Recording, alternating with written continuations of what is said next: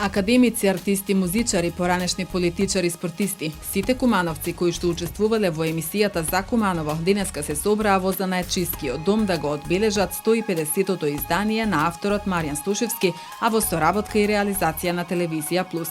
Станува збор за емисија која преку различните животни приказни на учесниците ја негува традицијата, староградскиот живот и навиките во нашиот град. Се емитува од 2019 година. Во првата емисија гостува кумановецот Мирослав Стојанов, а во јубилејната 150-та емисија госте професорката Славица Станковска.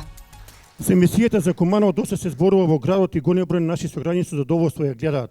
За жал, емисијата од ваков тип остана засега единствена во Република Македонија и се надевам дека другите градови ќе го следат нашиот пример.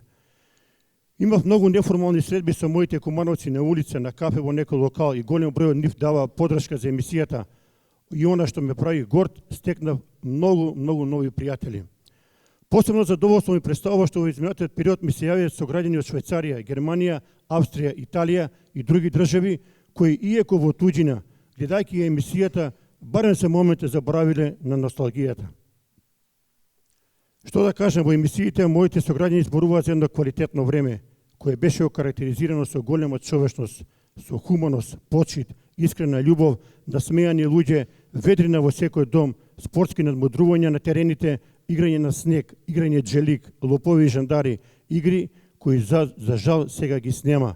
Понатаму шега, смеја, забави во нашата спортска убавица Соколана, играјќи во гимназија, во пожарна, во поранешен дом JNA, а сите овие работи беа кажани и пренесени преку прекрасните фотографии кои ги имаше во многу голем број на Телевизија Плюс. Јас после секоја емисија бев многу задоволен бидејќи дознав многу нови работи кои Куманово го смести во моите мисли како нешто многу важно и значајно. Верувате, многу е засака во оваа емисија затоа што знам дека правам работа која може да послужи како пример за генерациите кои доаѓаат и кои од тоа време може да извлечат поучни работи, а кои ги имаше во изобилство. И стварно сам горд што сам градоначалник на еден оваков град кој што има плејаду на овакви успешни луѓе. Ке кажу луѓе у средни години, не може да кажу стари. Нема многу стари. И тие што су по године стари и возрастни, уствари у душу овдека гледам дека су млади.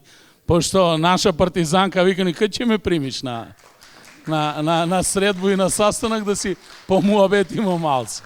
И ќе ми биде чест не само с вас, со што повише од вас присутни овдека да помуабету.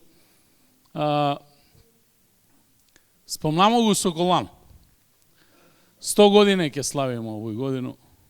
Сви политичари го вртемо низ уста. Никој не успеамо да го направи. И решимово се да го правимо. И два пат до сега и јучера па лоша вест. Па ни ga укинале решение за градбу. И стварно се чуду зашто. Не знам зашто. Дали ако успех на некога да го направи, ќе биде негов личен успех? Не. Тој ќе биде успех на сви. Поново, пошто е објект од прву категорију, гледам го архитект Джартова тамо и овдека нjenога супруга и го разбирав сви архитекти работу, издава држава дозвол, не издавамо ми. Конзерваторски центар таман даде согласност, вика не може да се прави, зашто?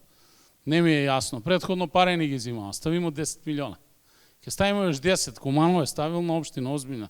Добро стоечки смо, сега моментално имамо пари, можемо да работимо, ама како и да е, ми ќе го направим. За Куманово су напишани многу книги, многу монографија, али еве покрај овој емисија на некој специфичен начин, исто тако и преко ваши излагања, смо сведоци на историја на овој град. Значи, многу работе покрај сви вас, чусмо овој емисија за кој што веројатно за поголем дел од нима не смо знале, тој ќе биде забележано.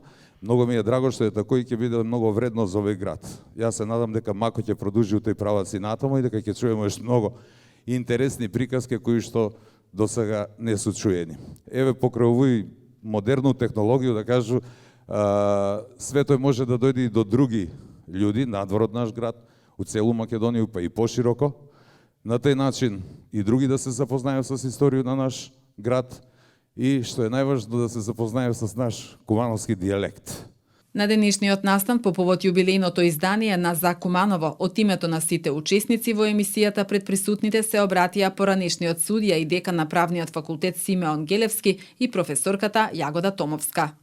Видите, неповторлива е радоста и честа на сите нас, веќе докажани, веќе афирмирани во Република Македонија па и надвор и пошироко, да имаме шанса и убава можност да се представиме на граѓаните на родно Куманово и уште на кумановски јазик.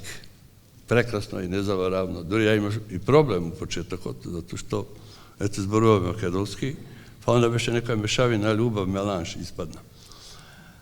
Но во ова време, па и не време, да се направи таков убав гест, секако дека ја враќа вербата во корените на заедништвото и почитта на сограѓаните, па и на оние кои својот животен пат го продолжиле надвор од Куманово. Можам да кажам дека емисиите привлекуваат огромен интерес меѓу населението од градот, а со оглед дека се водат на кумановски дијалект, кој е специфичен, не може да биде добро разбран од останатите градови од државата, но така е замислен проектот. И посакувам голем успех на емисијата и го честитам јубилеот за досега 150 реализирани емисии, со желба истите да се редат во што поголем број и во иднина, помагани од нашите стопанственици. Авторот на емисијата Стошевски се надева дека проектот успешно ќе продолжи да се реализира и наредните години, секако со поддршка на Телевизија Плюс, Општина Куманово и бизнис заедницата.